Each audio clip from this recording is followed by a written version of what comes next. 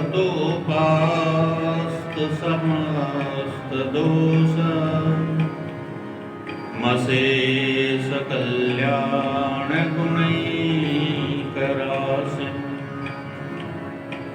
व्यूहांगिनं ब्रह्म परं वरेण्यं ध्यायेम कृष्णं कमलेक्षणं हरिम् अंगे तु वामे वृषभानुजां मुदा विराजमानां मनरूपसौभगाम्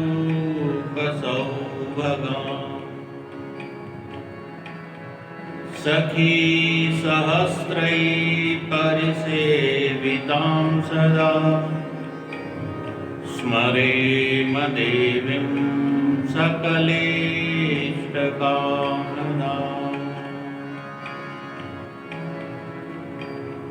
श्रीमते सर्वविद्यानां प्रभवाय सुब्रह्मणे आचार्याय मुनीन्द्राय निम्बार्काय नमो नमः। अज्ञानतिमिरान्धस्य ज्ञानाञ्जनशलाकया चक्षुरुन्मीलितं येन तस्मै श्रीगुरुवे नमः। वाञ्छाकल्पतरुभ्यश्च कृपा सिन्धुभ्य एव च पतितानां पावनेभ्यो वैष्णवेभ्यो नमो नमः।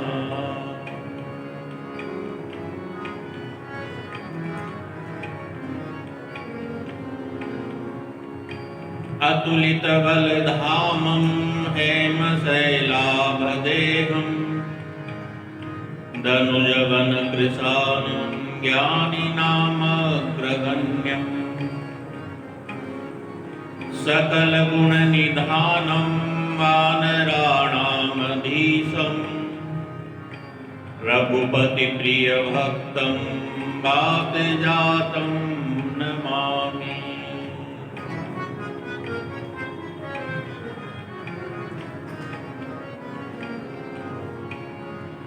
भक्ति भक्त भगवंत गुरु चतुर्नाम बपुए इनके पद वंदन किए नासहि विघ्न अनेक।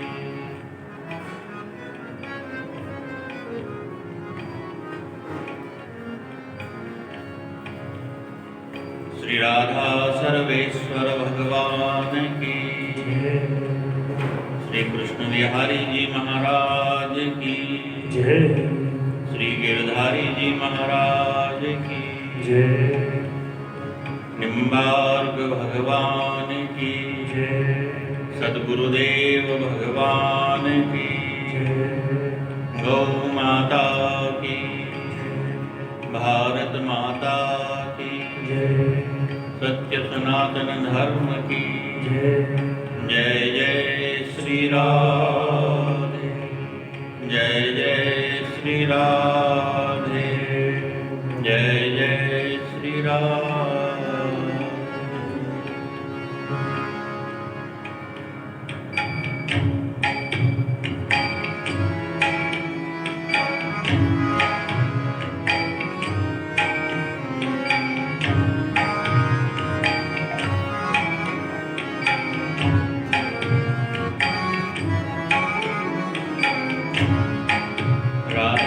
गोविंद गोविंद गोपाल नंद लाल, राधे गोविंद गोविंद गोपाल नंद लाल, गोविंद गोविंद गोपाल नंद लाल, राधे गोविंद गोविंद गोपाल राधे गोविंद गोविंद गोपाल नंद लाल राधे गोविंद गोविंद गोपाल नंद लाल राधे गोविंद गोविंद गोपाल नंद लाल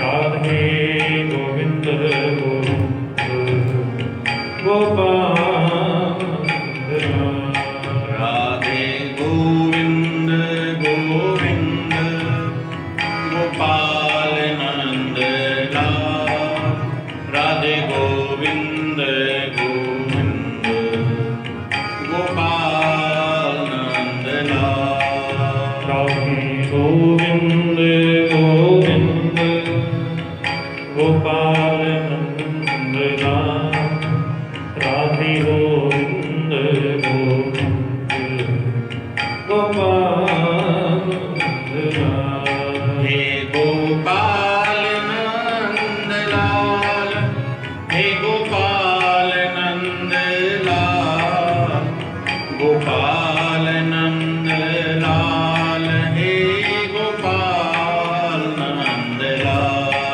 हे गोपाल नंद लाल हे गोपाल नंद लाल गोपाल नंद लाल हे गोपाल नंद लाल हे गोपाल नंद लाल हे गोपाल नंद लाल गोपाल नंद लाल हे गोपाल नंद लाल हे गोपाल नंद लाल हे गोपाल नंद लाल गोपाल नंद लाल हे गोपाल नंद लाल राधे गोविंद गोविंद गोपाल नंद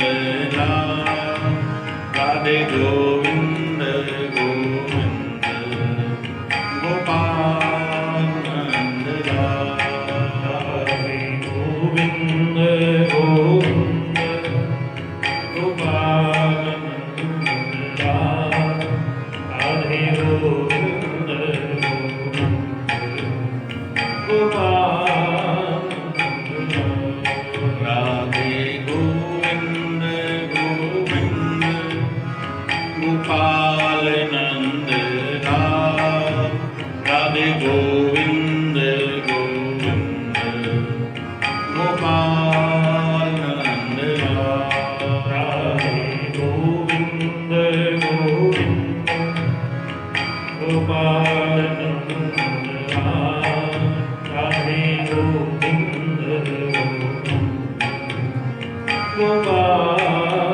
नंद लाल हे गोपाल नंद लाल हे गोपाल हे गोपाल नंद लाल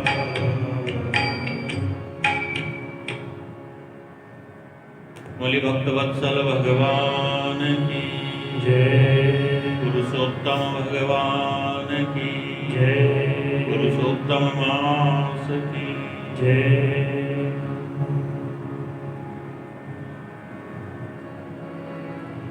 भक्ति भक्त भगवंत गुरु चतुर नाम वपु एक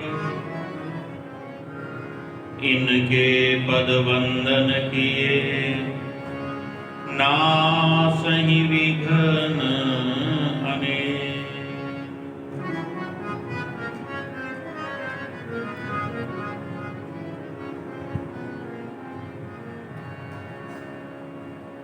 परात्पर परब्रह्म अखिल ब्रह्मांडाधिपति गोलोकाधीश्वर भगवान श्री राधा सर्वेश्वर श्री कृष्ण विहारी जी श्री गिरधारी जी अस्मत् गुरु परंपरा समस्त संत परंपरा, वैष्णव परंपरा, भक्त परंपरा सबका वंदन करते हुए पुरुषोत्तम मास के इस दिव्य पावन अवसर पर भगवान श्री राधा सर्वेश्वर के चरणों में अतिशय प्रेम प्राप्ति के लिए श्री नाभादास जी महाराज रचित भक्तमाल ग्रंथ को अपना आधार बना करके भक्त चरित्र रूपी पुष्पों के द्वारा भगवान के चरणों का दिव्य पूजन हम प्रारंभ करते हैं।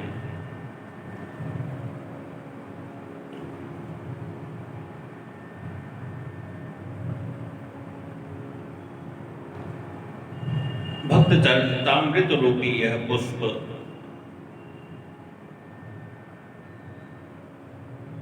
और पुष्पों के विषय में तो यही प्रसिद्ध है कि भाई पुष्प तो देखने में भी बड़े सुंदर होते हैं और सुगंध देने वाले होते हैं। जहां फूलों का बगीचा हो वहां से हवा भी जब बह करके निकलती है तो पुष्पों की उन सुगंध को चारों ओर फैला देती है। तो भक्त चरित्र रूपी यह पुष्प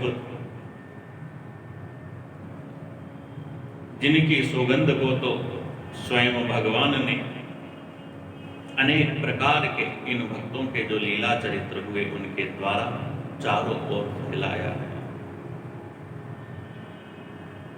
सांसारिक लोग भक्ति के चमत्कार को देखते हैं और साधारण करामात समझ करके चमत्कार देखने की इच्छा से भक्तों को कष्ट भी देते हैं। लेकिन भक्तों के हृदय के अंदर तो भक्ति प्रधान है, इसलिए भक्त इन चमत्कार, सिद्धि इत्यादि जो सांसारिक प्रभाव है उनकी ओर ध्यान नहीं देते। हाँ, कोई योग्य शिष्य लायक हो वहां भगवान का ही गुणगान करते हैं और भगवत इच्छा को ही बड़ी मान करके अद्भुत चमत्कार प्रकट कर देते हैं।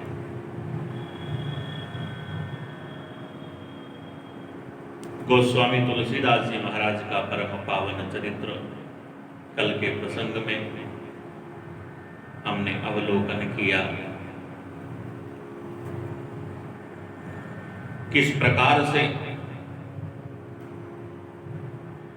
राम नाम की महिमा को गोस्वामी तुलसीदास जी महाराज ने प्रकट किया, जन जन में स्थापित कर दिया।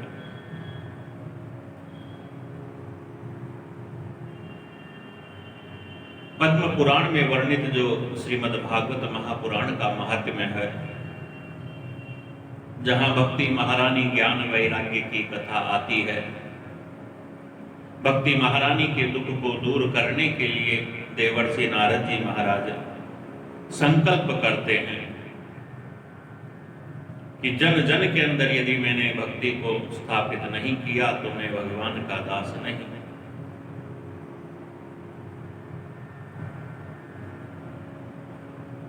तो भगवत कृपा से भागवत जी के द्वारा, भागवत की कथाओं के द्वारा भक्ति महारानी जन जन में स्थापित हुई। उसी प्रकार से गोस्वामी तुलसीदास जी महाराज ने रामचरित्र मानस इत्यादि अपनी रचनाओं के द्वारा भक्ति के महात्म्य को सरलता से, सुगमता से समझाया, भक्ति की घर घर में स्थापना की। ऐसा परम पावन चरित्र गोस्वामी तुलसीदास जी का चरित्र, जिसको इस भक्तमाल का सुमेरु स्वरूप ही बताया।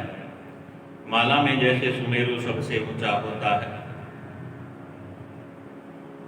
ऐसे गोस्वामी तुलसीदास जी महाराज का चरित्र है। भक्ति में कोई छोटा या बड़ा नहीं होता है, लेकिन फिर भी सांसारिक जो बुद्धि है, यह सांसारिक बुद्धि तो सदैव तुलनात्मक दृष्टि से ही देखती है। भगवान भावग्राही है, इसीलिए तो भगवान दुर्योधन के 56 भोग मेवा इत्यादि को त्याग करके विदुर के घर जाकर के और साग पाते हैं। लेकिन कलयुग के जीव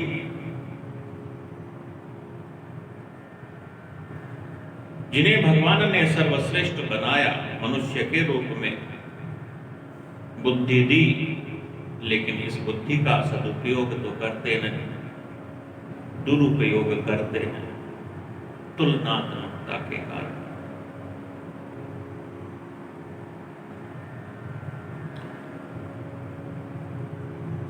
तुलसीदास जी महाराज के आगे अन्य भक्तों के चरित्रों का वर्णन करते हुए श्री नाभादास जी महाराज मानदास जी नामक एक भक्त के चरित्र का वर्णन करते हैं। नाभादास जी महाराज लिखते हैं कि रामायण नाटक की रहस्य उक्ति भाषाधरी, गोप्य केली रघुनाथ की मानदास प्रकट करी।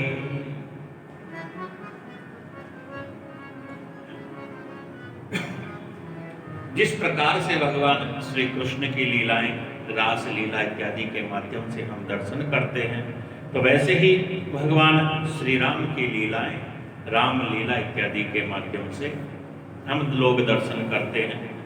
तो यह जो मानदास भक्त हुए, इन्होंने भगवान की इन लीलाओं का ऐसा प्राकट्य किया, ऐसा रूपांतर किया।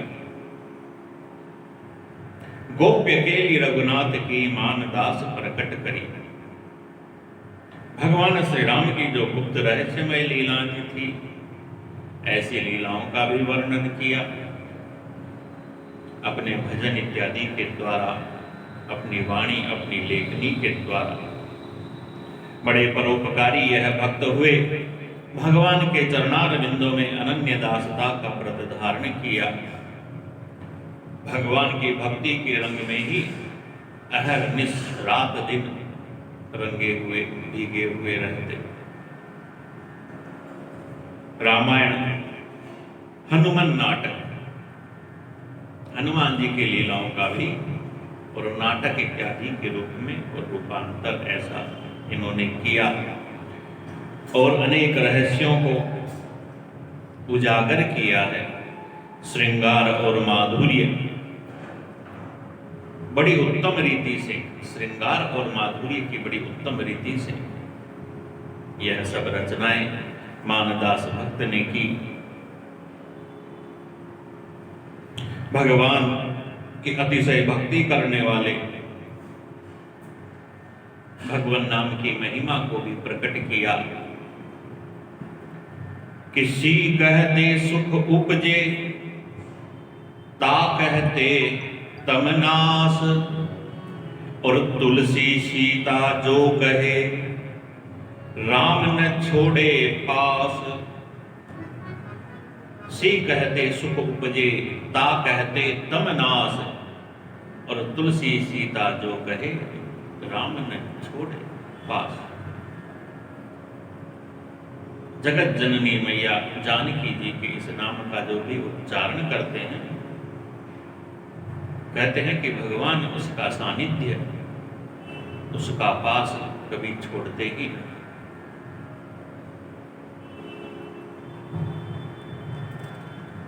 इस प्रकार से भक्त मानदास के चरित्र का वर्णन, गिरधर नाम के स्वामी का वर्णन आता है, जो वल्लभाचार्य जी के वंश में हुए, कल्प वृक्ष के समान अनन्य शोभा को जो प्राप्त हुए।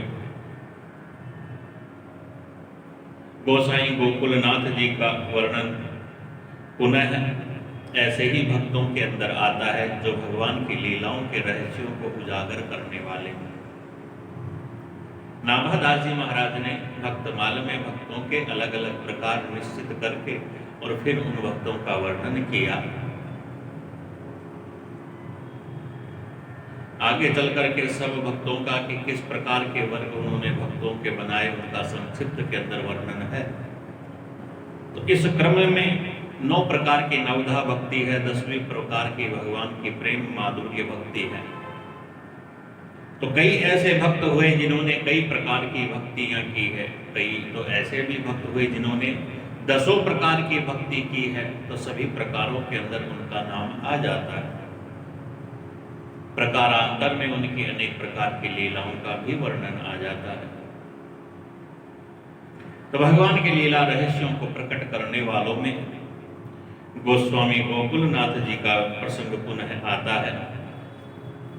कहते हैं गोस्वामी गोकुलनाथ जी के पास एक बार एक अत्यंत धनवान व्यक्ति आया, लाखों की भेंट लेकर के आया, और वह भेंट गोकुलनाथ जी के चरणों में समर्पित करके उनसे निवेदन करता है कि मुझे अपना शिष्य बना दो।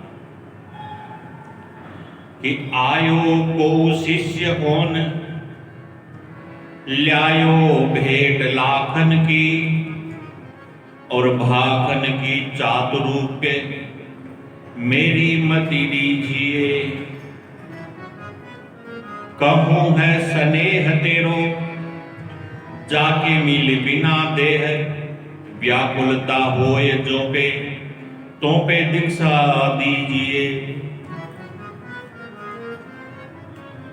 कोई धनवान व्यक्ति लाखों की भेंट लेकर के आया और गोकुलनाथ जी के चरणों में वह भेंट चढ़ा करके कहता है,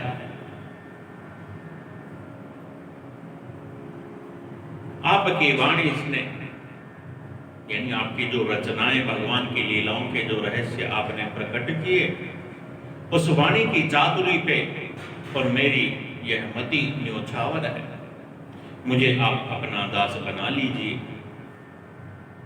तो गोकुलनाथ जी महाराज कहते हैं, ठीक है, तुम्हें हम अपना दास बना लेंगे, लेकिन पहले यह तो बताओ कि किसी में तेरा किसी प्रकार का कोई स्नेह है, प्रेम है, जिसके मिले बिना और तेरे तन मन में व्याकुलता हो जाए? यदि हो तब हम तुमको दीक्षा देंगे। वह धन लाने वाला व्यक्ति, धनी व्यक्ति कहता है, तो मेरा तो किसी भी वस्तु में किंचित भी स्नेह नहीं है, इसीलिए तो आपके चरणों में शरणागति के लिए आया। यदि संसार में, धन में, इनमें सब में मन होता तो मैं क्यों आता? किसी में स्नेह नहीं, किसी में प्रेम नहीं, मोह ममता, संसार के प्रति प्रेम होता है तो वह मोह ममता का स्वरूप है। तो मेरा तो किसी में प्रेम नहीं है। जब ऐसा कहा तो गोकुलनाथ जी कहते हैं, तब तो हम तुम्हें शिष्य नहीं बनाएंगे। अरे तुम अपने लिए कोई और गुरु ढूंढ ले, उससे जाकर के गुरु मंत्र ले ले, क्योंकि हमारा जो भक्ति मार्ग है, हमारे इस भक्ति मार्ग में एक प्रेम ही की तो बात है। जो यदि किसी में प्रेम हो तो उसे अपना शिष्य बना करके उसके प्रेम को संसार से मोड़ करके भगवान में लगा देते हैं।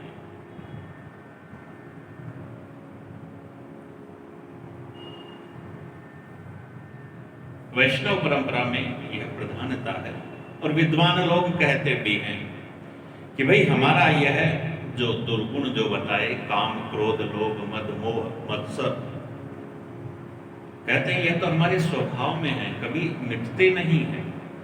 बस इनको भगवान की तरफ मोड़ना। कोई कामना हो तो भगवान की हो, भक्ति की हो, और क्रोध भी हो तो इस बात का हो कि आज हमने भक्ति नहीं की, आज हमसे भक्ति नहीं हुई, या आज भक्ति में मन नहीं लगा, इस बात का क्रोध होना चाहिए।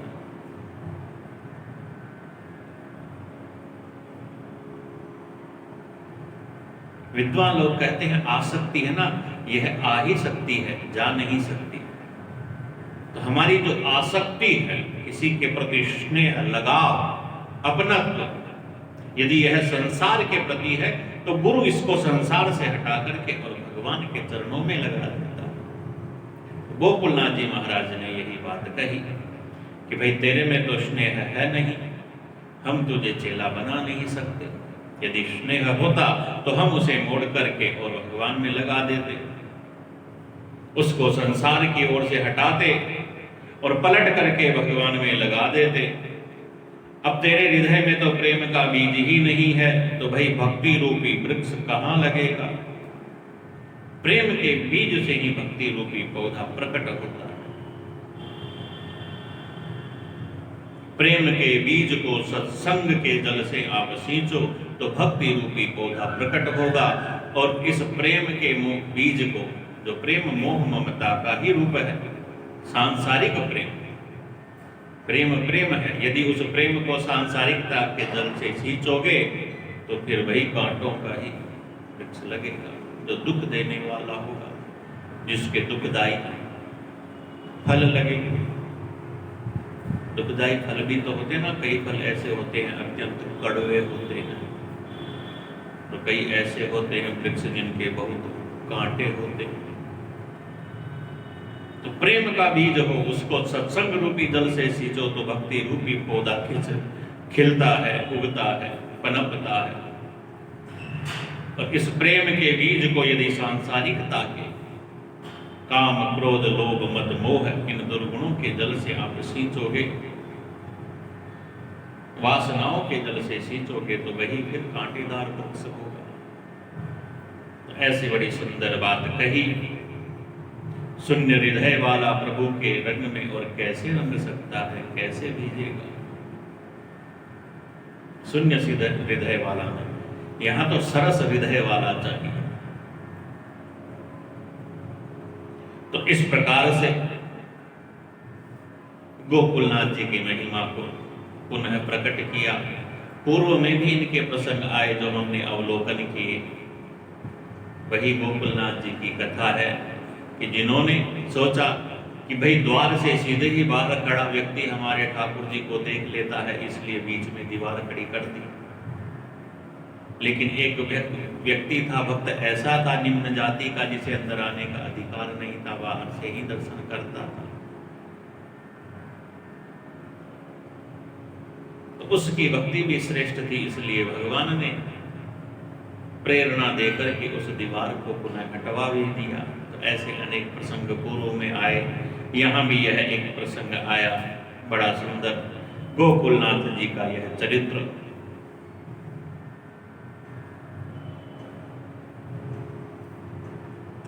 श्रीमद् भगवत गीता के अंदर वैराग्य का वर्णन आया है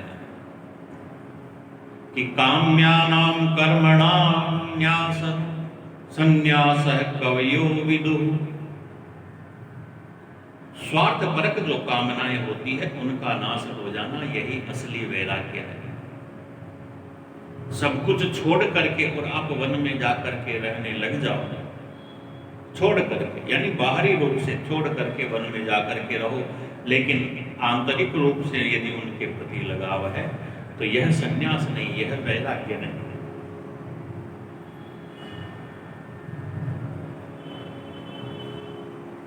तो वैराग्य के अनेक प्रकार हैं, ऐसा ही एक वैराग्य गोकुलनाथ जी का भी है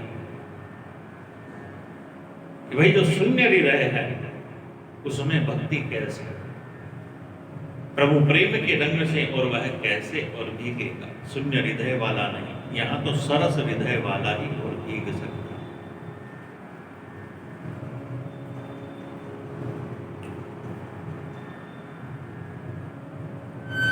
शून्यता, सरसता। शून्य यानी जो बिल्कुल सूखा, बिल्कुल जो सूखा होता है ना, वह किसी को पकड़ नहीं सकता। थोड़ी बहुत सरसता हो, आर्द्रता हो, वही ग्रहण कर सकता है, कुछ भी हो। ऐसे इन भक्तों के अंदर बनवारी दास नाम के भक्त की कथा आती है कि रसिक रंगीलो भजन कुंज सूठी बनवारी श्याम को। बहुत भगवान के अति रंगीले रसिक भक्त हैं जो भजन कुंज ही बताए गए हैं। भगवान का गुणगान बड़ी माधुर्य रूपी उर्वाणी से यह करते कि हे जिब्बे रस सारज्ञे मधुरम किम न भाससे, मधुरम वद कल्याणी सर्वदा मधुर प्रिय। हे जिब्बे रस सारज्ञे मधुरम किम न भाससे। हे जिब्बे, अरे जीभ, रस सारज्ञ, अरे तू तो रस को जानने वाली है। भाई जीभ से ही तो रस का ज्ञान होता है। मीठा है, खट्टा है, तीखा है, कैसा है, यह जीव ही तो रस सारज्ञ है, रस के सार को जानने वाली है। तो जब रस के सार को तू जानती ही है तो मधुरम की न भाससे, तो फिर मीठा ही क्यों नहीं बोलती। मधुरम वद कल्याणी, अरे जीव तू तो सदैव मीठा ही बोला कर, सर्वदा मधुर प्रिय, सदैव मधुरता से ही प्रेम किया। तो ऐसे माधुर्य युक्त वाणी के द्वारा भगवान के भजनों का गान करते ऐसे बनवारी दास नाम के भक्त हुए हैं। इन्हीं भक्तों में नारायण मिश्र नाम के भक्त का वर्णन श्री नाभादास जी महाराज करते हुए कहते हैं कि भागोत बलि विधि कथन को धनी जननी इक जन्यो, नाम नारायण मिश्र वंश नवला जो उजागर। भागवत भली विधि कथन को धनी जननी इक जन्यो, नाम नारायण मिश्र। नारायण मिश्र नाम के भक्त हैं कि इनकी माता धन्य है, ऐसा सपूत जना जो भागवत जी की बड़ी सुंदर और कथा करता। भागवत कथा के द्वारा और भगवान के गुणों का गुणगान करते, ऐसी दिव्य कथा करते कि सुनने वाले के हृदय में भी भक्ति का पुष्प, भक्ति का पौधा अंकुरित हो जाता है। ब्राह्मण वंश के अंदर यह हुए। आगम निगम पुराण शास्त्रों का सारांश देख करके और कहते हैं कि साक्षात बृहस्पति, सनकादिक, व्यास, नारद के समान ही आप थे, इतने ज्ञानी थे। कथा के अंदर भक्तों की बहुत भीड़ लग जाती, प्रेमा भक्ति में प्रवीण अमृत जैसे कथा इनके मुख से झरती। गंगा जी के समान सकल जग को पावन करने वाली। कुछ लोग कहते हैं कि सुखदेव जी ने साक्षात प्रकट होकर के और इन्हें भागवत रहस्य समझने का वरदान दिया। बिना संत कृपा, बिना गुरु कृपा के और ज्ञान नहीं होता।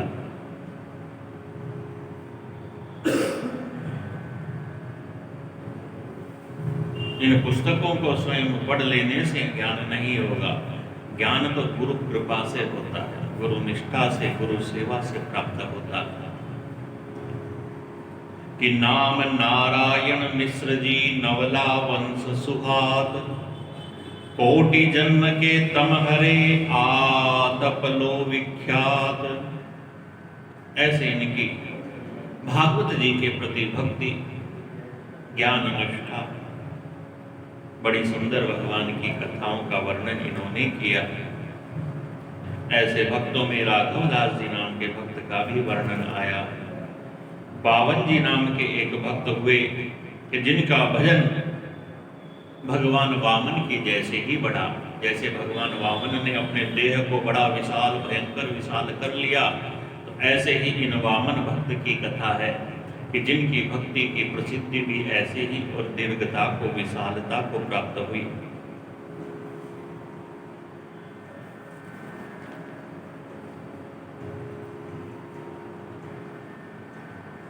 आगे बड़ी सुंदर कथा आती है। निम्बार्क संप्रदाय के एक आचार्य हुए, जगत प्रसिद्ध, जिन्होंने इस संप्रदाय को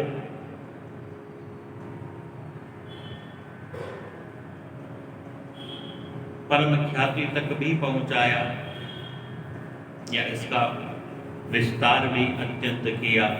एक क्षेत्र से दूसरे क्षेत्र में ले जाकर के विस्थापित किया। ऐसे आचार्य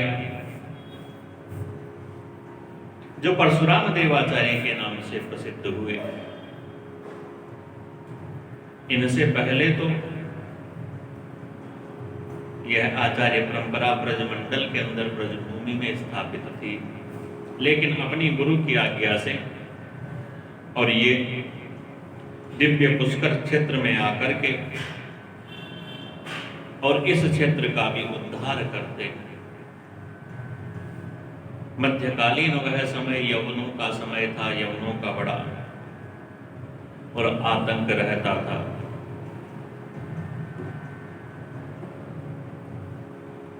तो इस क्षेत्र के अंदर आकर के परशुराम देवाचार्य जी महाराज ने धर्म ध्वजा को स्थापित किया। यही वर्णन श्री नाभादास जी महाराज ने अपने कवित्व के अंदर किया। नाभादास जी महाराज कहते हैं कि जो चंदन को पवन निम्ब पुनि चंदन करई, बहुत काल तम निविड़ उदय दीपक ज्यों हरई। श्री भट पुनि हरि व्यास संत मार्ग अनुसरई, कथा कीर्तन नेम रसन हरि गुण उच्चरई। गोविंद भक्ति गद रोग गति, तिलक दाम सद वेद हद। और जंगली देश के लोग सब परशुराम किए पार्षद। जंगली देश के लोग सब परशुराम किए पार्षद। जंगली देश पुष्करारण्य का यह क्षेत्र है। अरावली की पहाड़ियां, जंगल जैसा वह सारा का सारा प्रदेश है, जहां पर आप कि श्री भट्ट पुनि हरि व्यास संत मार्ग अनुसरई, उस मार्ग के ही आचार्य हैं जिस मार्ग में श्री भट्ट हरि व्यास देवाचार्य ऐसे आचार्य हुए हैं। उसी का अनुसरण करने वाले कथा कीर्तन नेम रसन हरि गुण उच्चरई, भगवान की ऐसी कथा कीर्तन इत्यादि भक्ति करने वाले। गोविंद भक्ति गत रोग गति, तिलक दाम सदवेद हद। भगवान की भक्ति में अतिशय निपुण गुरु आज्ञा से इस प्रदेश में आए। धर्म का रास करने वाले यहाँ पर जो कुछ भी थे उन सब का समन करके, उन सब को शांत करके धर्म की ध्वजा को स्थापित किया है। ऐसे श्री परशुराम देवाचार्य जी महाराज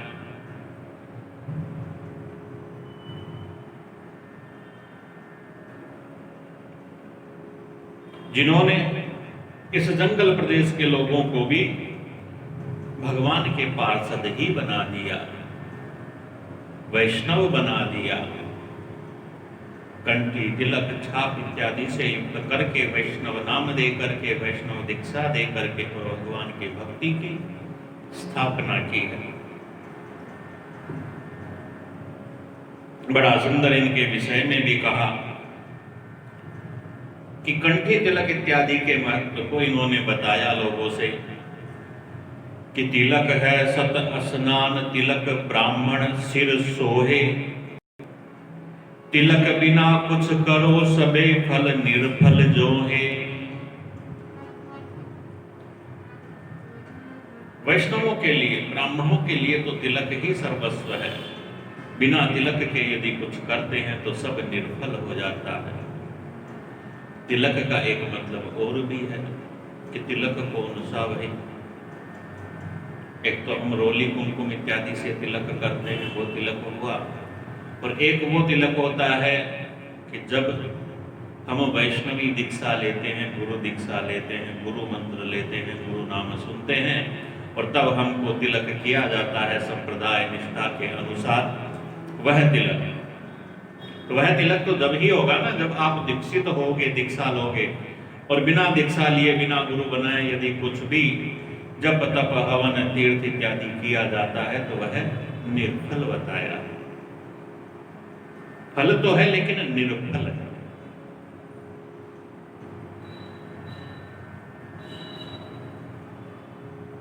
भाई एक रोटी खाने से ही तृप्ति हो जाती है और कई बार ऐसा होता है कि बहुत सारा खा लो तो भी तृप्ति नहीं होती। पेट भर जाएगा लेकिन तृप्ति नहीं होती। थोड़ा सा करे उसका भी अधिक फल मिले, और बहुत सारा करो उसका थोड़ा सा फल मिले। दीक्षित और अदीक्षित के अंदर इतना ही फर्क है। बिना दीक्षा लिए यदि आप बहुत कुछ करते हो तब थोड़ा सा फल मिलता है, और दीक्षा लेने के उपरांत गुरु आज्ञा लेकर के यदि आप थोड़ा भी करते हो तो उसका बहुत अधिक फल मिलता है।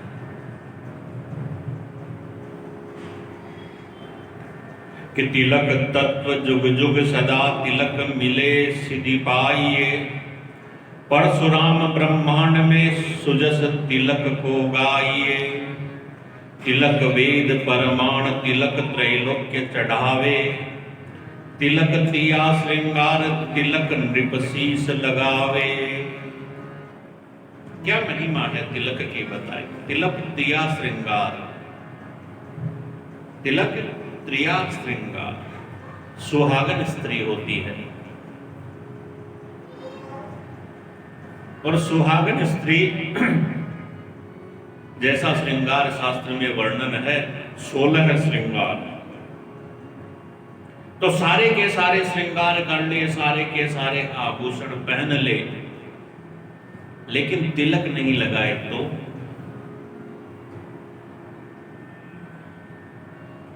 सुहागन स्त्री पूरा श्रृंगार कर ले, केवल एक तिलक नहीं लगा, कैसी लगेगी। सब व्यर्थ है, अन्य पूरा श्रृंगार उसका व्यर्थ है तिलक के बिना। ऐसा तिलक का महात्म्य है। और तिलक नृप शीश लगावे, भाई कोई राजा बनता है तो क्या होता है, राज तिलक होता है। राज तिलक हुए बिना कोई राजा नहीं बनता।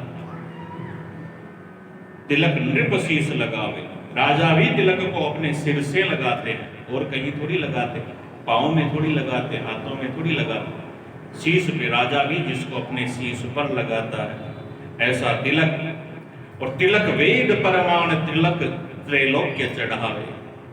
तिलोकी जो 3 लोक अपन बोलते हैं, 3 तिलोकी, त्रैलोक्य से भी ऊपर जो चढ़ा देता है, भगवत धाम तक जो पहुंचा देता है, वह तिलक ही होता है। ऊर्ध्व पुंड्र यह तिलक सदैव ऊपर की ओर ले जाता। तिलक तत्व जुग जुग सदा तिलक मिले सिद्धि पाइए। तिलक मिले सिद्धि पाइए, यह तिलक जब मिल जाता है सिद्धि तब ही मिलती है।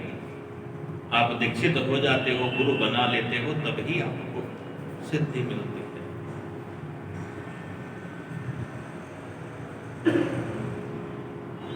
तिलक लगा करके ही, और फिर गुरु मंत्र सुनाता है, फिर उस गुरु मंत्र का जप करने से सिद्धि प्राप्त होती है। अन्यथा तो पुस्तकों में देख करके आप कितना ही मंत्र जप लो, सिद्धि नहीं मिलेगी। कि परशुराम ब्रह्मांड में सुजस तिलक को गाइए। तो ऐसा जब तिलक है, तिलक की इतनी महत्वता है, तो भाई इसकी महिमा को तो गाना ही चाहिए। बिना तिलक के कुछ नहीं, बिना तिलक के कुछ नहीं, यानी बिना पहचान के कुछ नहीं। चाहे कितना ही बड़ा कोई व्यक्ति हो, यदि अनजान जगह चल जाए जहां उसको कोई पहचाने ही नहीं, कोई राजा भी कहां चल जाए जहां उसको कोई पहचाने ही नहीं, तो क्या होगा, उसे राजा जैसा सम्मान थोड़े ना मिलेगा, नहीं मिलेगा।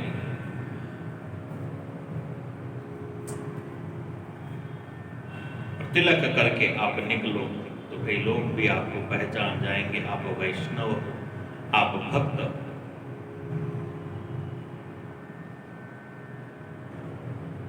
यम के दूत भी दूर भागते हैं जिसके मस्तक पर तिलक धारण होता है। ऐसी तिलक की महिमा। जैसे सड़क के किनारे जो सड़क सरकारी पेड़ रहते हैं ना, जिन पे और निशान लगाया हुआ, संख्या की हुई या कुछ रंग का निशान लगाया हुआ रहता है, लोग उन्हें नहीं काटते, जानते हैं कि यदि इन्हें काटे तो भाई सरकारी लोग आकर के पकड़ लेंगे। तो ऐसे ही जिनके मस्तक पर तिलक रहता है, यम के दूत जानते हैं यह भगवान के पार्षद हैं, इसलिए इनसे दूर रहते हैं। तिलक की महिमा को, वैष्णवता की महिमा को वर्णन किया। और भी अन्य बातों का वर्णन श्री परशुराम जी, जो हमारे आचार्य हुए परशुराम देवाचार्य जी महाराज, जिन्होंने निम्बार्क तीर्थ, निम्बार्क सरोवर के समीप, पद्म पुराण में वर्णित वह निम्बार्क तीर्थ सरोवर है जहां पर इस आचार्य पीठ की स्थापना की। पुष्कर क्षेत्र में जो ब्रह्म सरोवर है पुष्कर का, वहां भी कुछ समय तक रह करके वहां भी और तपस्या इत्यादि उन्होंने की। 2 जगह हैं उनकी, दोनों जगह उनकी तपस्थली है।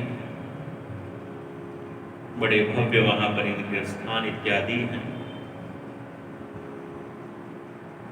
संतों की तपोभूमि का दर्शन करने का बड़ा महत्व है। हम लोग तीर्थ यात्रा करते हैं, तीर्थों का महत्व जाने बिना हम तीर्थ यात्रा करके आ जाते हैं। तीर्थ यात्रा करने, तीर्थों का महत्व, तीर्थों का इतिहास इत्यादि सब जानना चाहिए। कौन से तीर्थ में कौन कौन संत हुए, किन किन संतों ने आकर के यहाँ और तपस्या की है, इन तीर्थों का सेवन किया है, इन सब बातों को जान करके उन सब का दर्शन करने, तब हमें और भगवान के प्रति भक्ति की प्राप्ति होती है।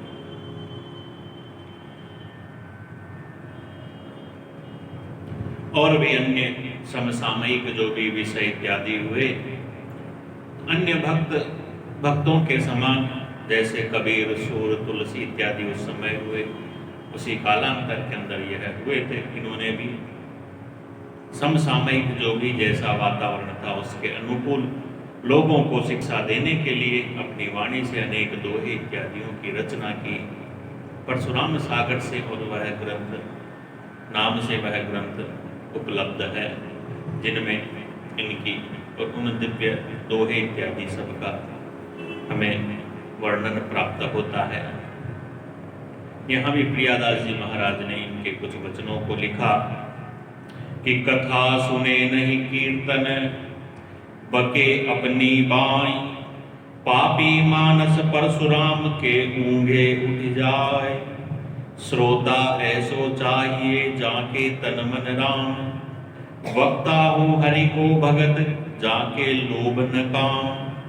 साधु तहाँ ही संचरे जहाँ धर्म की सीर, सरवर सूखे परशुराम हंस न बैठे तीर। अरे जब तालाब सूख जाता है तो कोई हंस आकर के फिर वहां पर नहीं बैठता है। तो ऐसे ही साधु संत इत्यादि जो होते हैं वह वहीं और आते जाते हैं जहां धर्म होता है। फिर कुछ आचार्य ऐसे हो जाते हैं जो जहां धर्म नहीं होता है, धर्म की हानि होती है ना, वहां जाकर के भी और धर्म की स्थापना कर देते हैं। प्रियादास जी महाराज ने श्री परशुराम देवाचार्य जी महाराज के कुछ चरित्रों का यहाँ पर वर्णन किया कि राजसी महंत देखी गयो को अंत लेन, बोल्यो जो अनंत हरि सगे माया टारिये। परशुराम देवाचार्य जी की वाणी में परशुराम देवाचार्य जी का एक सुंदर श्लोक दोहा आता है कि माया सगी न तन सगो, सगो न यह संसार। परशुराम या जीव को सगो सो सिरजनहार। माया सगी न तन सगो, सगो न यह संसार। कुछ लोग कहते हैं माया सगी न कुल सगो, सगो न यो संसार।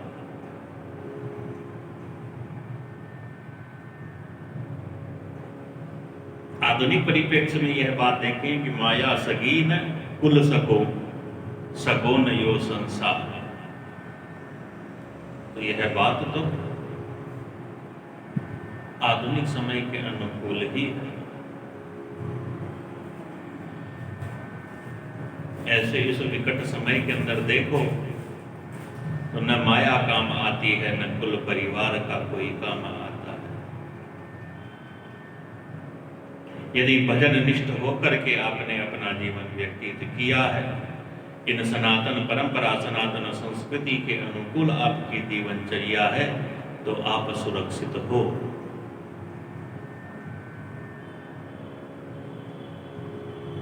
भजन करने से क्या होता है, भक्ति करने से क्या होता है? भाई भक्ति करने से शक्ति मिलती है। लेकिन भक्ति कैसी, भक्ति के प्रकार कैसे? जैसा हमारा सामर्थ्य हो, जैसी योग्यता हो, उसके अनुकूल भक्ति करनी चाहिए। अपने अनुकूल नहीं, अपने सुख के अनुकूल नहीं।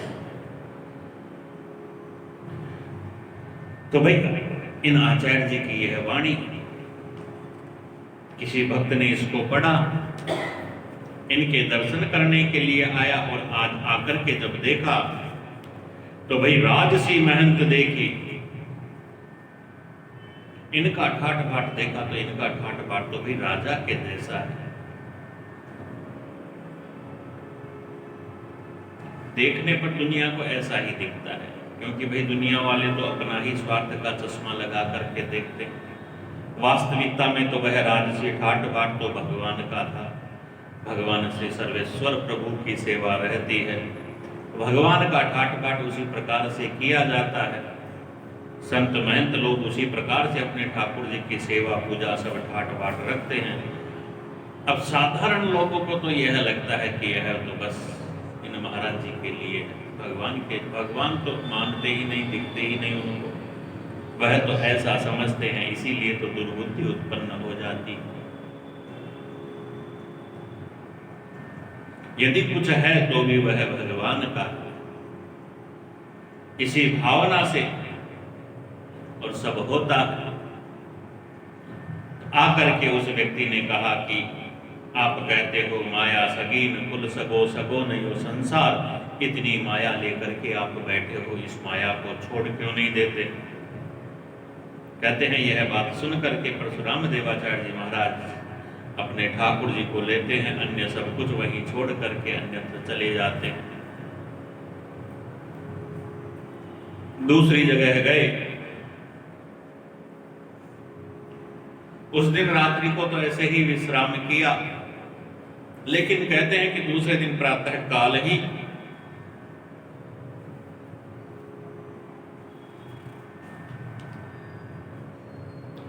कि ताहा बिन जारो आय संपत्ति चढ़ारे दई, दई और पाल की हूं महिमा निहारिये। ताहा बिन जारो आए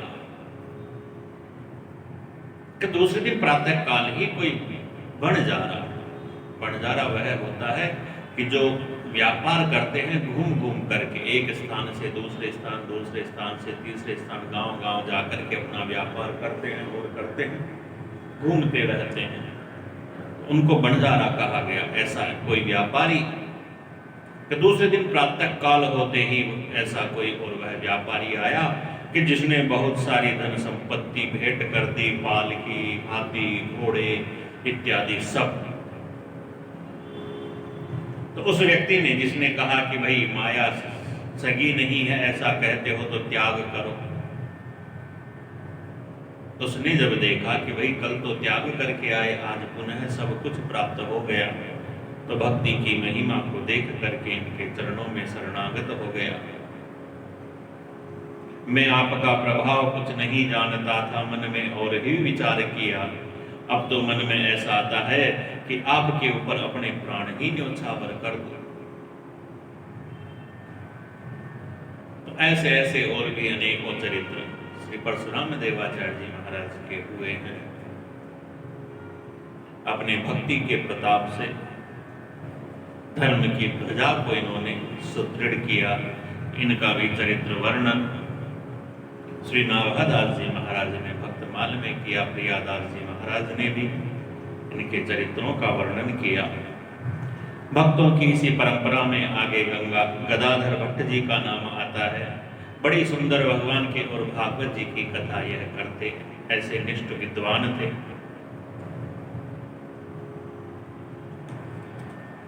कि गुण निकर गदाधर भट्ट अति सबहिन को लागे सुखद, भागवत सुधा बरसे बदन काम को नाहिन दुखद।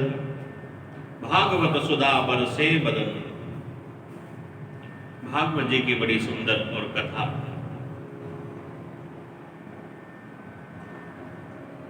जिससे जिसको सुन करके और लोगों का मन भगवान की भक्ति की ओर आकर्षित होता, ऐसा कथा सत्संग यह करते।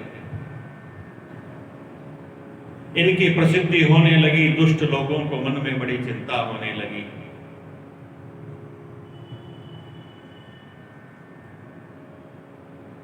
दुष्ट लोगों ने क्या किया, इनकी बदनामी के लिए, और कोई गरीब गर्भवती युवती थी, उसे धन का लालच देकर के उसे कहा कि भाई कल जब कथा करे, कथा के बीच में जाना और जाकर के ऐसा ऐसा कह देना। तो धन की लोभी वह गर्भवती युवती जब यह कथा कर रहे थे उस समय आई और आकर के सबके मध्य में खड़ी होकर के इनसे कहने लगी कि गदाधर भट्ट जी की कथा में प्रकाश कहो, अहो कृपा करी अब मेरी सुधि लीजिए। अहो कृपा करी,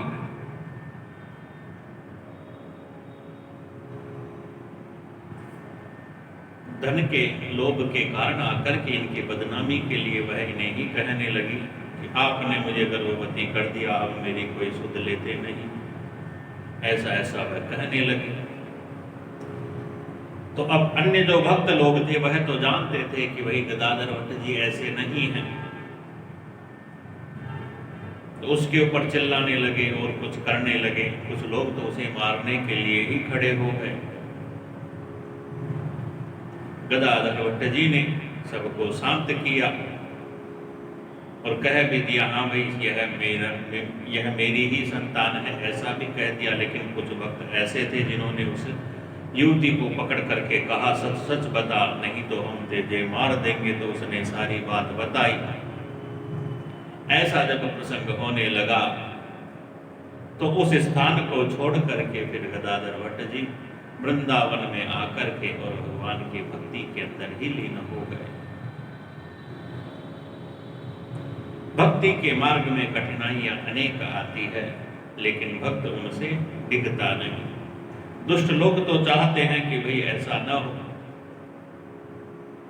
लेकिन दुष्ट जो चाहते हैं वह थोड़ी ना होता। होई या सोई जो राम रचिरा का होता, तो वही है जो भगवान की इच्छा होती है। कहते हैं एक बार कोई चोर आए इनके घर, सारा धन समेट लिया, तो धन इतना हो गया कि वह धन की पोटली बहुत भारी हो गई। अब उस चोर से वह धन की पोटली उठी नहीं।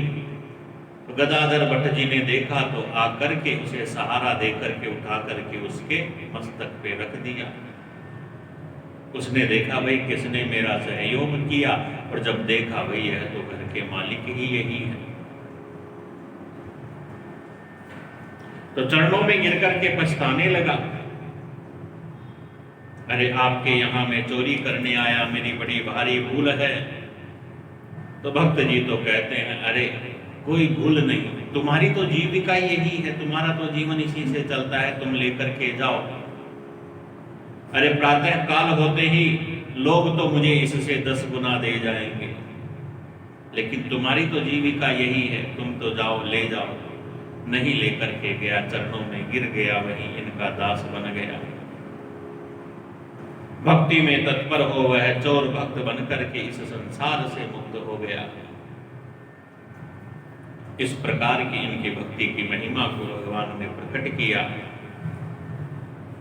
कि प्रभु की टहल निज करनी करत, आप भक्त को प्रताप जाने भागवत गाई है। देत होते चौका को शिष्य बहु भेंट ल्यायो, दूर ही ते देखी दास आयो सो जनाई है। धोवो हाथ बैठो आप, सुन के रिसाय उठे, सेवा ही में चाय वाको खीजी समुझाई है। ही हित राशि जग आस को विनाश कियो, प्रियो प्रेम रस ताकि बात ले दिखाई है। गदाधर भट्ट जी एक दिन अपने प्रभु की सेवा कर रहे थे, स्वयं ही करते थे। तो प्रभु की सेवा में और भगवान के मंदिर के अंदर पोछा लगा रहे थे। कि उसी समय कोई शिष्य बहुत धन भेंट इत्यादि लेकर के आ रहा था, तो किसी सेवक ने, किसी दास ने दूर से देखा तो आकर के इनसे कहता है कि गुरु जी कोई शिष्य ऐसा आ रहा है, आप हाथ धो करके बैठ जाइए, यह काम तो मैं कर दूंगा। तो सुन करके थोड़ी खीज आई, कही अरे मैं अपना भजन कैंकर्य कैसे छोड़ करके और बैठ जाऊं, किस लिए बैठ जाऊं, ऐसा कौन सा बड़ा कार्य है। सेवक आता है तो भाई सेवक मेरी सेवा को देख करके उसके मन में भी सेवा की भावना आएगी। इतने सरल स्वभाव के पंडित गदाधर भट्ट हुए, जो भागवत जी के बड़े अनुपम विद्वान हुए हैं। कि चरण शरण चारण भगत हरि गायक ऐता हुए। चरण शरण चारण भगत, भगवान का गुणगान करने वाले जो चारण होते हैं, उस चारण जाति के अंदर और भगवान के बड़े अनुपम भक्त हुए हैं, जिन्होंने भगवान का ही और गुणगान किया है।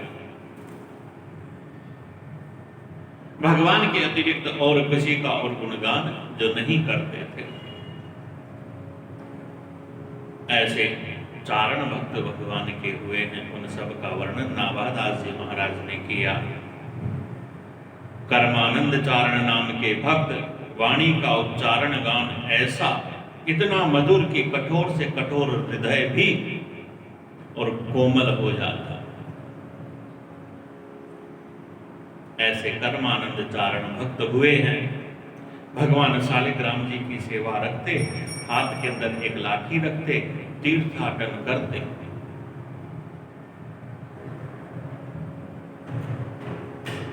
इनकी सेवा पूजा का नियम ऐसा था कि सुबह शाम अपनी वह लाठी कहीं गाड़ देते और उस लाठी के ऊपर ही और भगवान का जो बटुआ होता उसको बांध देते, झूले की जैसे। फिर भगवान की सेवा पूजा इत्यादि सब करके भगवान को सुंदर भजन इत्यादि सुनाते, भक्ति में लवलीन रहते।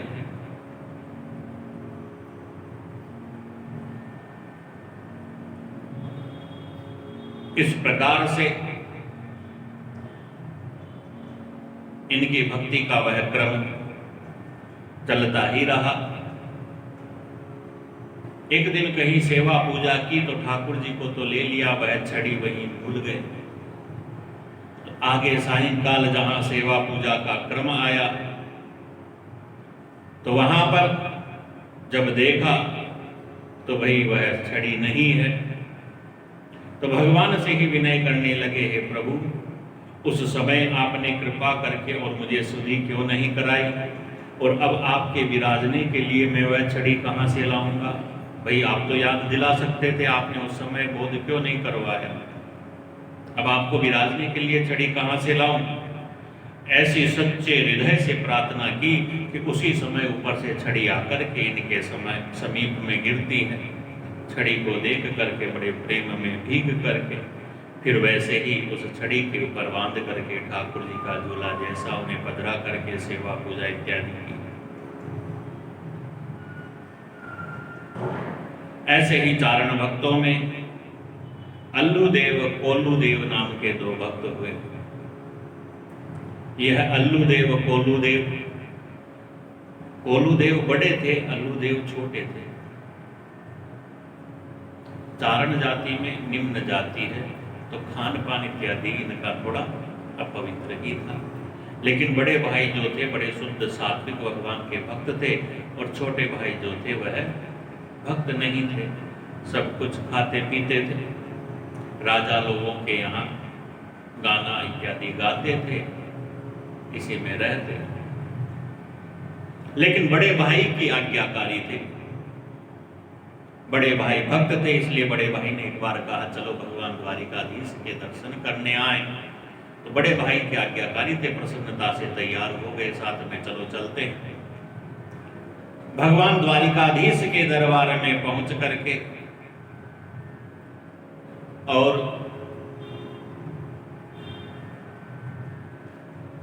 भगवान द्वारिकाधीश ने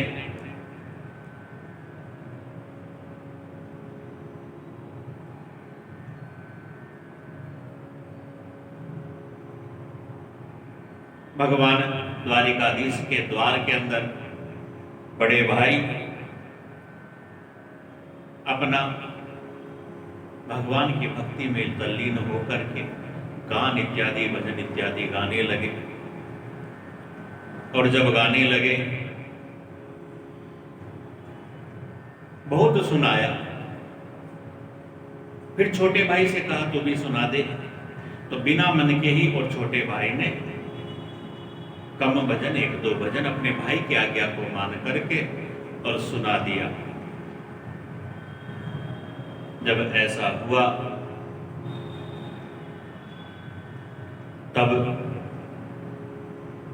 भगवान ने अपने पुजारी को, भगवान द्वारिकाधीश ने अपने पुजारी को प्रेरणा दी कि आप यह मेरी प्रसादी माला उन छोटे भाई को पहना दो। अब छोटे भाई के लिए पुजारी माला लेकर के आया तो छोटे भाई ने सोचा पहले तो बड़े भाई को पहनाओ। छोटे भाई ने कहा, भाई को तो बड़ा मानता था इसलिए भाई के सम्मान के लिए कहा। तो पुजारी ने कहा भाई आपके लिए आज्ञा हुई है इसलिए आपको ही पहनाऊंगा, भगवान ने आपके लिए आज्ञा करी। यह सुन करके बड़े भाई कोल्लू चारण जी के मन में और बड़ा थोड़ा गुस्सा आ गया। देखो मैं भक्ति करता हूं, मैंने भाव से गाया, मुझे प्रसादी नहीं दी और इसे दे दी है तो बिना भाव के भी गाता है।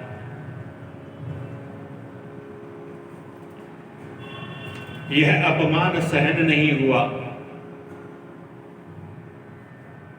अति दुखी होकर के समुद्र में ही जा डूबे। डूबते ही नीचे भूमि मिली, आगे चल दिए। माला न पाने का अपमान तो मन से भूलता नहीं था, बड़ा दुख हो रहा था। लेकिन जब समुद्र के अंदर भीतर और नीचे जाकर के जब देखा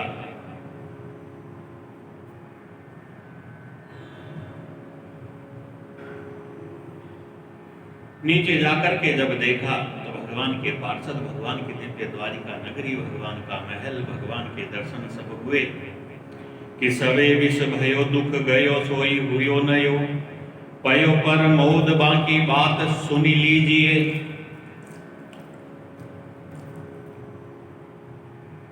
बड़ी विचित्र दशा हुई। लेकिन भगवान को देख करके, भगवान का पूरा महल इत्यादि देख करके अपना दुख कुछ भूले ही थे कि भाई भगवान ने प्रसादी के 2 दोना मंगाए, एक तो इनको दिया और दूसरा इनके भाई के लिए दिया। मन में फिर वही दुख पुनः नया हो गया। देखो मंदिर में मुझे माला नहीं दी, उसको दी, और यहां पर वह नहीं है तो भी उसके लिए प्रसाद दिए देते हैं। भगवान इनकी दशा देख करके, इनके प्रथम जन्म की कथा कह करके इन्हें प्रमोद कराने लगे कि ये प्रसन्न हो जाए। तो कहते हैं कि देखो तुम्हारा छोटा भाई मेरा भक्त प्रथम जन्म में बड़े राजा का पुत्र था, घर का त्याग कर के वन में जा करके मुझ में मन लगा करके भजन करता था। एक बार वहां कोई राजा शिकार खेलने के लिए आया, एक दिन वह वहीं रह गया। तो भाई राजा की तो राजा जैसी व्यवस्था हो, भोग विलास इत्यादि के सब साधन, उसे देख करके इसके मन में भी चाह हुई, इसी से हमने इसे देह दिया जिसमें भोग करके वासना से मुक्त हो करके यह मुझे प्राप्त हो जाए। तो यह वही उस जन्म का मेरा बड़ा भक्त है। मेरी ही इच्छा से यह शरीर को ग्रहण करके और इस बार जन्म लिया है। तब मन का जो रोष था वह दूर हुआ। आकर के अपने भाई को भी प्रसाद दिया। बड़े भाई की भक्ति का प्रताप देखा तो अब छोटे भाई का मन भी भगवान की भक्ति के प्रति मचल उठा। फिर तो दोनों भाई ही और भगवान के सुंदर भजन इत्यादि गाने लगे, जिन्हें सुन करके साधारण लोग भी भगवान की भक्ति के प्रति अपनत्व को मानने लगे। ऐसा यह भक्त चरित्र हुआ। भक्तों के इसी वर्णन में नारायण दास नाम के और भक्त का वर्णन आता है। यह नारायण दास भक्त जो इन्हीं के वंश में हुए, जो कोल्हू जी चारण हुए, अल्हू जी चारण हुए, इन्हीं के वंश में यह नारायण दास नाम के भक्त हुए। भगवान का बड़ा सुंदर भजन यह गाते। एक दिन की बात, अपने घर में आए, इनकी भौजाई थी, इनकी भाभी थी। उसे भोजन देने के लिए जब कहा, उसको तो बड़ा दुख हुआ और उसने बासी भोजन, ठंडा भोजन इनको दिया। तो इन्होंने कहा, यह भोजन मैं नहीं करता, मुझे अभी तो गर्म भोजन बना करके दो।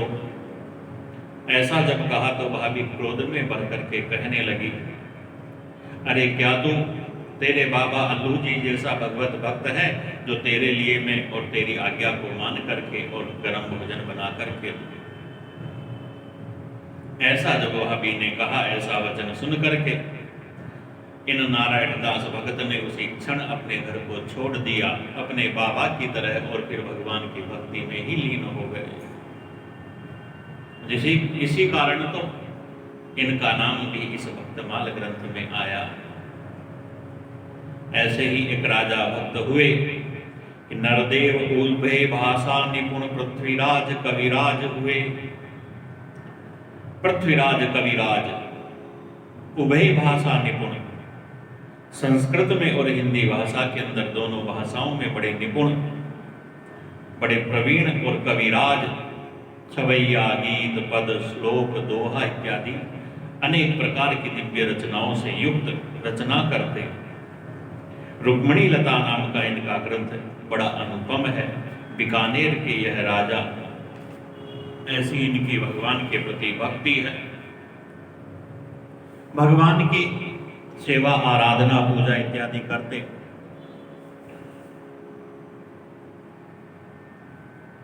एक बार किसी कार्यवश और विदेश जाना हुआ, दूर देश जाना हुआ। तो जब दूर देश गए तो वहां से भगवान की मानसी सेवा करते। मानसी सेवा के रूप में कि भगवान के मंदिर में आकर के और फिर भगवान की सेवा पूजा सारी करते और फिर प्रसन्नता से अपनी दिनचर्या करते। इसी क्रम में एक दिन मानसी सेवा करने के लिए जैसे ही मंदिर में प्रवेश किया तो मंदिर में भगवान के दर्शन नहीं हुए। दूसरे दिन भी ऐसा ही किया, दूसरे दिन भी दर्शन नहीं हुए। तीसरे दिन भी मंदिर में प्रवेश किया, तीसरे दिन भी दर्शन नहीं हुए। फिर चौथे दिन जब जैसे ही मानसी सेवा करने के लिए मन से मंदिर में प्रवेश करते हैं, भगवान के दर्शन हो जाते हैं। अब 3 दिन दर्शन क्यों नहीं हुए, यह बात मन में बड़ी खटकी। तो तुरंत एक दूत को बुला करके लिख करके और भिजवाया, कारण पूछवाया। तेज भगने वाले घोड़े पर बैठ करके वह दूत आया। आकर के जानकारी ली कि राजा जी पूछते हैं, भाई 3 दिन हमने सेवा की, मानसी सेवा में मंदिर में हमें भगवान के दर्शन नहीं हुए, इसका क्या कारण है? कि लिख्यो आयो सांच बाची अचि ही प्रसन्न भय, लगे राज बैठे प्रभु बाहर प्रवीण है, सुनो एक और यूं प्रतिज्ञा करी है ये धर, मथुरा शरीर त्यागे रस लीन है। जब आकर के ऐसा जानना चाहा तो यहाँ पर जो लोग उनके मंत्री इत्यादि थे तो उन्होंने कारण बताया कि भाई मंदिर के अंदर मरम्मत का कुछ कार्य करना था, इसलिए 3 दिन ठाकुर जी बाहर विराजे, इसलिए 3 दिन दर्शन नहीं हुए। ऐसी भगवत निष्ठा राजा पृथ्वीराज की हुई। ऐसे ही इन्होंने एक बार प्रतिज्ञा कर ली कि भाई ब्रजभूमि में ही अपने शरीर का त्याग करूंगा। इनकी भक्ति की महिमा प्रसिद्ध तो थी, इनकी प्रतिज्ञा भी बादशाह तक पहुंच गई। बादशाह ने सोचा देखे कैसे यह और ब्रजमंडल में अपने शरीर का त्याग करते हैं, इसलिए बादशाह ने इन्हें युद्ध करने के लिए काबुल प्रांत की ओर भेज दिया। कहते हैं भगवान की भक्ति की कृपा से और इन्हें सब वृतांत पहले से ही ज्ञात हो गया कि कब मेरा यह पंचभौतिक शरीर छूटने वाला है, तो उससे पहले ही यह वहां से घोड़े पर बैठ करके ब्रजमंडल में आ जाते हैं और यहाँ भगवान का ध्यान करते हुए अपने पंचभौतिक शरीर को छोड़ देते हैं। उस बादशाह ने जब यह सुना, पृथ्वीराज का यश तो चंद्रमा के समान है। एक बार सेना सहित जंगल के अंदर जब रात्रि हो गई, कहते हैं भगवान ने उस जंगल के अंदर नगर बसा दिया, जिससे वह सेना सुखी हुई। भगवान राजा की भक्ति का ऐसा प्रताप सबने देखा। ऐसे ही इन भक्तों के अंदर शिवा नाम के एक भक्त हुए। द्वारिका नगरी के पास इनका राज्य था, वहीं रहते थे। कहते हैं कि उस समय द्वारिका नगरी पर किसी यवन ने आक्रमण किया, तब भगवान ने स्वप्न में आकर के इनसे कहा कि भाई विधर्मी मेरा नगर लूट रहे हैं, मेरी रक्षा करो। इन भक्त जी को बड़ा आनंद हुआ, भाई भगवान सबकी रक्षा करते हैं अपनी रक्षा के लिए और भगवान मुझसे कहते हैं, तो तुरंत तैयार हो संगी साथियों को लेकर के गए उन विधर्मियों से लड़ते हुए, फिर वीर गति को भी प्राप्त हो जाते हैं। बड़े अद्भुत प्रसंग भक्तों के भगवान ने प्रकट किए हैं। ऐसे ही भक्तों में रत्नावती नाम की एक रानी का चरित्र आता है। आमेर के राजवंश में और यह रानी हुई। जिस आमेर के राजवंश में पृथ्वीराज नाम के पहले और राजा का भी भक्त चरित्र आता है, जिन्हें भगवान द्वारिकाधीश ने यही दर्शन दिए, तिलक छाप इत्यादि दी थी। उन्हीं के कुल में उनकी कुल की यह वधु रत्नावती इनका नाम। महाराज मान सिंह हुए, जिनके छोटे भाई माधो सिंह जिनकी यह पत्नी है। कि इनकी एक परिचारिका थी, सेविका, जो भगवान की भक्ति का गुणगान करती। बचपन से ही और उसे संतों का संग मिला हुआ था, सत्संग में और पूर्णतः रंगी हुई थी, भगवान का गुणगान इत्यादि करती। कि श्रीमती रत्नावती जी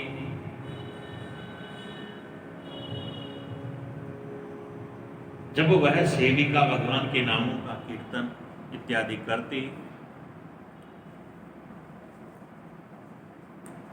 तो उसी समय महारानी ने उनको सुना और सुन करके उससे पूछती, भाई यह तू क्या गाती है, मुझे बड़ा मधुर लगता है।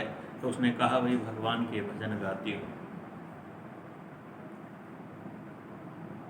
भगवान के भजन गाना कहाँ से सीखा, तो सब बात बताई। और जब सब बात बताई तो रानी कहती है, मुझे भी सिखाओ, मुझे भी दर्शन कराओ। परिचारिका ने कहा, भाई दर्शन तो बड़े कठिन है, बिना संतों की सेवा के दर्शन नहीं होंगे। संत सेवा करो तो अपने महल के पास में एक संत निवास, संत कुटिया बना दी, वहां पर संतों का भंडारा इत्यादि होता। रानी जी अपने महल से ही दर्शन करती। धीरे धीरे मन संत सेवा में लगने लगा, तो लोक लाज को छोड़ करके और रानी जी आकर के संतों के मध्य भगवान का कीर्तन इत्यादि करने लगी। संतों से निवेदन किया, आपकी आज्ञा हो तो सारी सेवा में ही करूं। तो सुंदर भोजन इत्यादि बनाती, स्वयं सबको प्रसाद पवाती, ऐसा करती। इनके पुत्र नाम जिनका रतन सिंह बताया गया है। कहते हैं कि वह जब राजा के पास गए,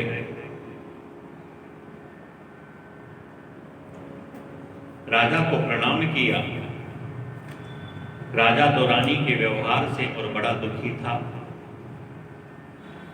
इसलिए राजा ने उपहास करते हुए उससे कहता, देखो यह तो मोडी का पुत्र आया।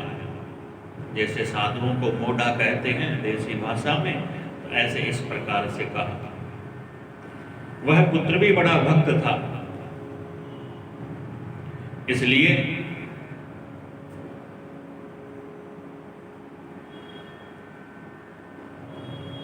जब राजा ने ऐसा कहा कि अहो मोड़ा ही हमारी जात, भयो दुख गात भक्ति भाव और आन के, ऐसा क्यों कहा है राजा ने? मेरी माता भक्ति करती है। तो भक्त पुत्र ने अपनी माता को पत्र लिख करके कहा कि भाई राजा ने ऐसा कहा,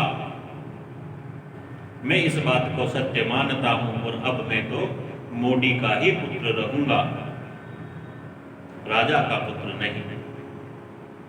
माता ने अपने पुत्र के भाव देखे तो अपने बालों का, सिर का मुंडन इत्यादि करा करके, और वह तो भगवा वेश धारण करके और सन्यासिनी वैरागी ही बन गई। फिर तो तीर्थ यात्रा इत्यादि करती। भक्त का जहां अपमान होता है तो वहां तो फिर संकट विपत्तियां इत्यादि आने लगते हैं। जब संकट विपत्ति इत्यादि आए तब राजा भक्ति के प्रताप को समझ करके रानी के पास जाकर के क्षमा प्रार्थना करता है। रानी जी कहती है, मुझे तो बस भक्ति अच्छी लगती है, मैं तो भक्ति ही करूंगी। अब बात भी नहीं मानती है, ऐसा भी नहीं करती है, तो राजा को पुनः क्रोध आ गया। दुष्ट लोगों ने सम्मति दी, भाई ऐसी रानी को तो मार दो। इनकी जो कुटिया है उसमें शेर को छोड़ देते हैं। तो कुछ लोग शेर को पकड़ के ले गए, इनकी कुटिया के द्वार के ऊपर छोड़ा। भक्तिमती रानी को तो वह नरसिंह रूप में भगवान ही लगे, इसलिए उनका स्वागत किया, तिलक वंदन इत्यादि किया, और भगवान ने शेर की मति फेरी। शेर ने जो पकड़ करके लाए थे उन्हीं सब लोगों को मार दिया, और स्वयं जंगल में चला गया। राजा ने हाल चाल पूछा तो राजा को कहा, भाई ऐसा सब हुआ। राजा तो फिर और अधिक दुखी होकर के, डर करके, मेरी भूल हुई ऐसा क्षमा प्रार्थना करता हुआ आया।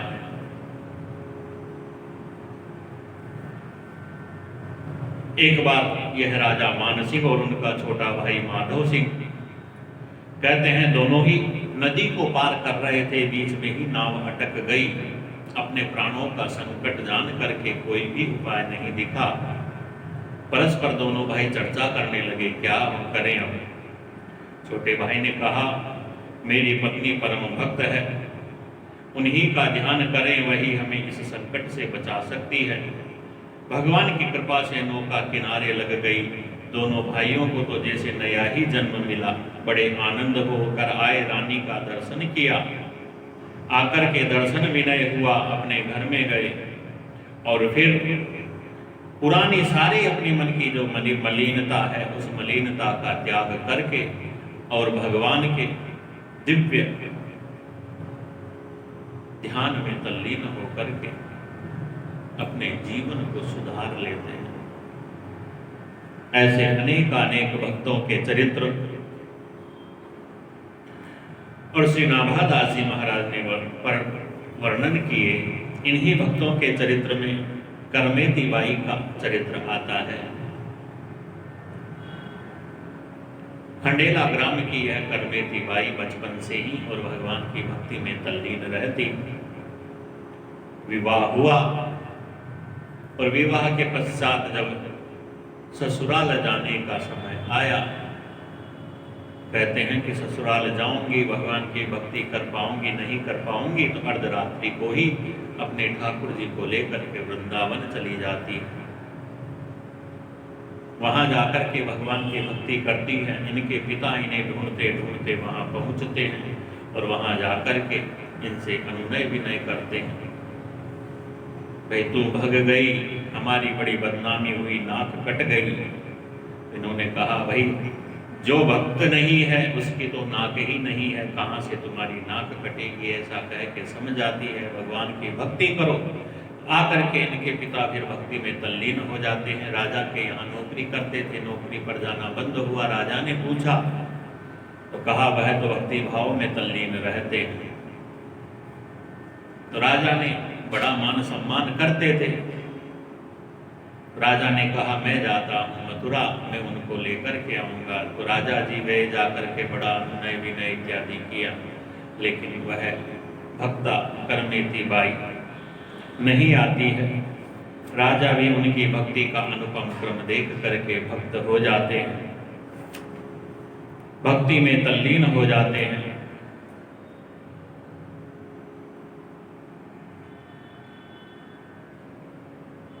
वह रंगी श्याम रंग में इस प्रकार से जान करके, और राजा भी फिर आकर के संत सेवा भगवत भक्ति इत्यादि में तत्पर हो जाते हैं। ऐसे भगवान के बड़े अनुपम भक्तों के यह चरित्र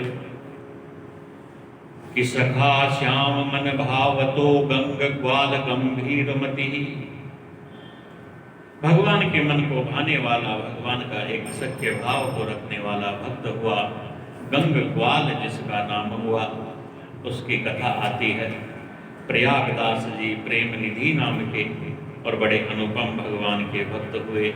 उन भक्तों का भी सबका चरित्र आता है। ऐसे इस भक्तमाल के अंदर जो भक्तों के चरित्र बताए गए हैं, उन भक्तों के चरित्र में प्रेम निधि जी का जो चरित्र है बड़ा अनुपम है। भगवान की सेवा पूजा चाकरी इत्यादि करते, उसी में तल्लीन रहते।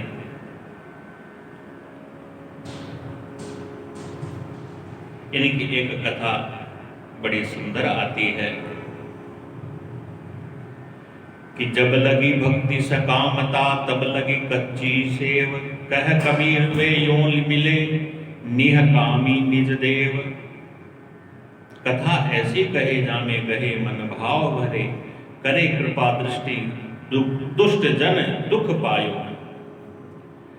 इस प्रकार की और भागवत की कथा कहते थे कि मन एकाग्र होकर के प्रेम भाव से और भर जाता था। ऐसी विलक्षण शैली से और भगवान के भागवत जी की यह कथाएं करते।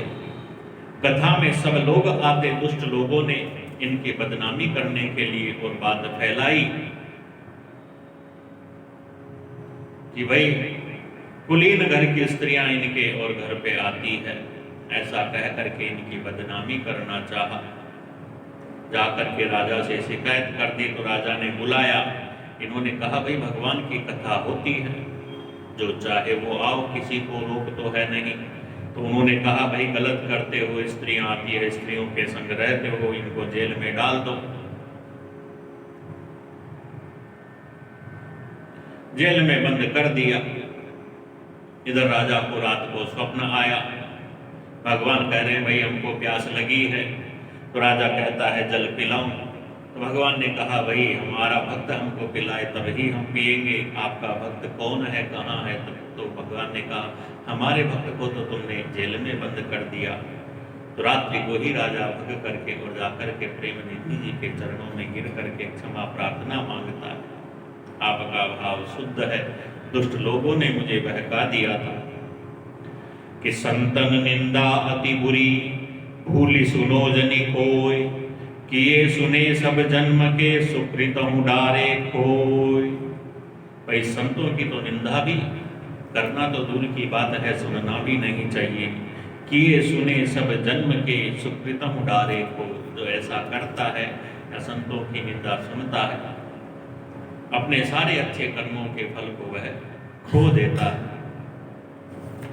ऐसे प्रेम निधि जी महाराज की कथा, कान्हरदास जी की कथा, केवल राम जी, केवल लोटा जी, ऐसे अनेक भक्त हुए हैं जिन भक्तों के और चरित्र यहाँ पर बताए गए। ऐसे ही इन भक्तों में हरिदास नाम के एक भगवान के परम भक्त हुए हैं कि प्रहलाद शिवी दधीची बलि। ऐसे यह जो भक्त हुए जिन्होंने और भगवान को अपने वश में कर लिया। इसी प्रकार के जगदेव नाम के एक भक्त हुए हैं। इन जगदेव की रीझ का कि किसी के ऊपर यह रीझ गए तो इन्होंने अपना मस्तक ही उसे पर दे दिया। कहते हैं शक्ति रूपिणी एक नाचने वाली और नटी थी। शक्ति रूपिणी काली का ही और अंश उसे बताया गया। उसके नाचने की कला बड़ी अद्भुत थी। तो जगदेव जी ने अपने प्रभु के आगे नृत्य करने के लिए उसे बुलाया। तो उसने आकर के इनके प्रभु के आगे सुंदर नृत्य किया। राजा जगदेव बड़े उस नृत्य के ऊपर रीझ गए। देने योग्य कोई द्रव्य नहीं मिला तो उस नटी से कहा कि मैंने अपना शीश ही तुमको दे दिया है, तुम काट लो।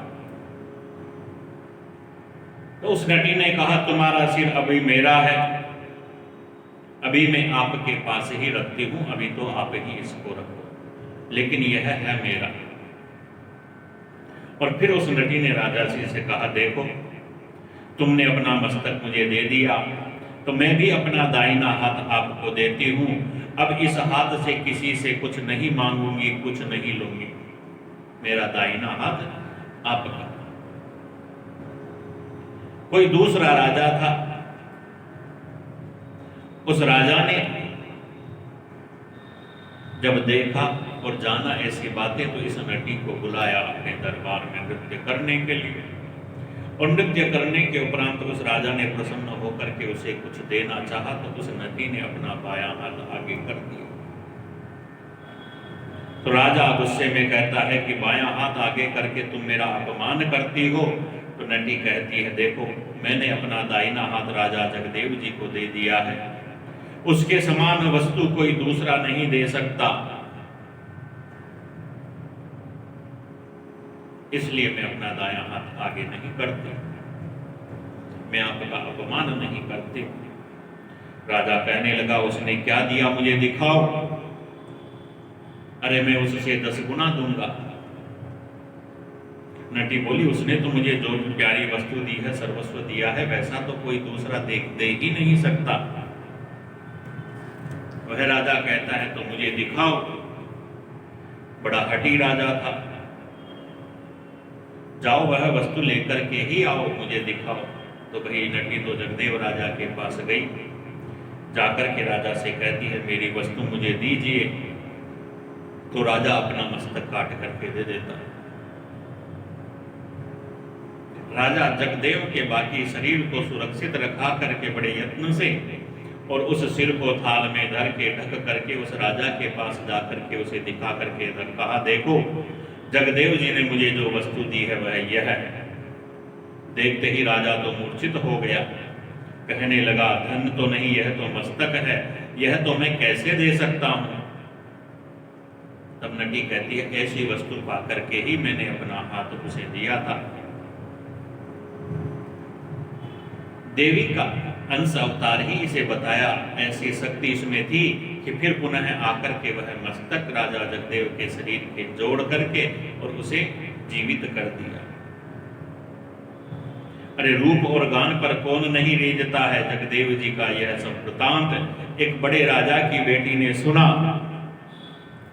तो इनके प्रति प्रीति से आसक्त हुई, अपने पिता से कहती है मेरा विवाह उसी से करवा दो, मेरा विवाह उसी से करवा दो। विद्वानों ने कहा भी है कि विद्या अरु बेलितिया ये न गिने कुल जाति, जो इनके नियरे बसे ताही को लिपटाती। विद्या और बैल और दिया यानी स्त्री, ये न गिने कुल जाति, जिनके पास में यह रहती है ना उसी से लिपट जाती है। विद्या विद्या का तो भाई जो निरंतर अभ्यास करता रहता, स्वाध्याय करता रहता, विद्या को अपने पास रखता तो विद्या उसमें भर जाती है। ऐसे ही बैल जहाँ पर रहे, किसी पेड़ के पास रहे, खंबे के पास रहे, तो उसी से लिपट जाती है। तो वह जो राजा था, बड़ा राजा था, उसी राजा के अंदर यह जगदेव राजा आता था। तो उसने जगदेव राजा को बुला करके कहा, मेरी पुत्री के साथ विवाह करो। जगदेव राजा ने मना किया तो राजा ने कहा, मैं तुम्हें मार दूंगा। तो राजा की बेटी कहती, भाई मैं इनसे प्रेम करती हूँ, इन्हें मारो मत, मेरे सामने लेकर के आओ। लोगों ने कहा, वह सामने तो आ जाएंगे लेकिन तुम्हारी ओर देखेंगे भी नहीं। वह कहती है, उसका सिर काट करके ले आओ, तब तो मेरी ओर देखेगा उसका सिर। तो लोगों ने ऐसा ही किया, मस्तक काट करके लाए।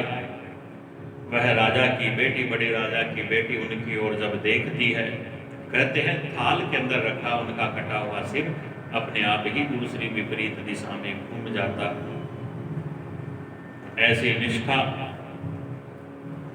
जगदेव जी की प्रकट हुई रिजवार के नाम से। उनकी ऐसी रीज कि यावो पारावार को उलंघी पार को जाए, तब ही निश्चय जानिए राम मिलन की आस। इस प्रकार का यह सब वर्णन